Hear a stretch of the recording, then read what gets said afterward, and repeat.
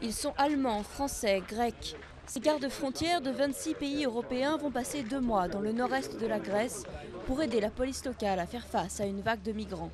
Patrouille de jour, de nuit, caméras thermiques, entretien avec les étrangers en situation irrégulière, ils sont chargés de les identifier et de les renvoyer dans leur pays.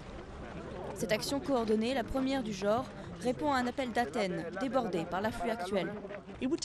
Ça va prendre du temps. Il s'agit de reprendre le contrôle de la frontière en coopération avec la Turquie, de rétablir la situation humanitaire, de construire un système d'asile pour les réfugiés.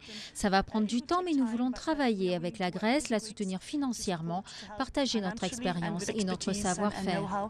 À Orestiada, ce centre de détention pour migrants illégaux n'a pas les capacités d'accueil suffisantes. Depuis août, chaque jour, 200 à 300 personnes traversent la frontière en provenance de Turquie.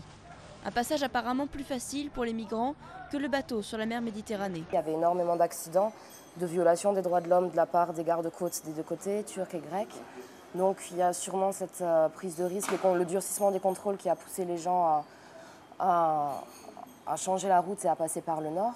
En Turquie, les migrants peuvent demander le statut de réfugié. Ils l'obtiennent rarement, après des années d'attente, et cela ne leur permet pas, au final, de travailler. La plupart essayent donc de gagner l'Union européenne, même s'ils ne s'attendent pas à un Eldorado. La police ne nous considère pas, donc on se sent qu'on est à l'insécurité. Et cela nous pousse de ne pas rester en Turquie. D'aller en Europe selon ce qu'on attend qu'en Europe. Bien sûr, c'est difficile aussi, mais on a les droits, on est un peu considéré comme d'autres hommes, quoi. Des ONG de soutien aux migrants ont dénoncé la politique du gouvernement grec et l'action de l'Union européenne aux frontières. Pour certains, il ne s'agit que d'un exemple supplémentaire de chasse aux immigrés.